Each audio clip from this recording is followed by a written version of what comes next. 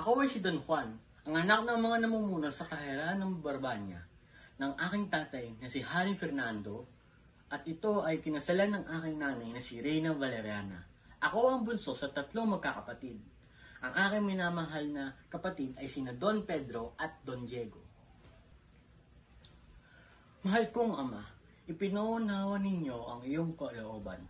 Tanggapin ninyo ang paalam ng iyong bunso, sapagkat sa aking paglalakbay ay hahanapin ko ang kagamutan inyong nais.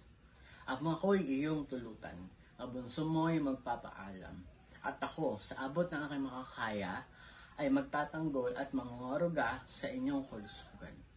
Ang aking amang minamahal, aking hangad na gampanan, ang lahat para sa iyong kaligtasan. Huwag kayong mangamba sa akin, sapagkat sa dakong huli, aking ipapakita ang pagsalubong kasama ang aking ibig na kapatid at ang mahiwagang ibon na Adarna. Sa gayon, aking pinahahayag ang aking layunin na magdulot ng ginhawa sa inyong puso't isipan.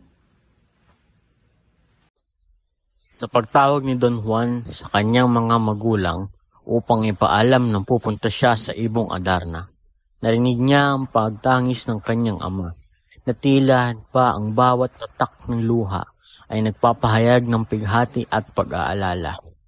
Ang kanyang ina naman, si Valeriana, ay hindi mapalagay at tila ang kalungkutan ay umaapaw na hindi masusukat. Ang bawat hagulgol ng kanyang ama at bawat damdamin ng kanyang ina ay nagpapakita ng malalim na pagmamahal at pangamba para sa kanyang misyon.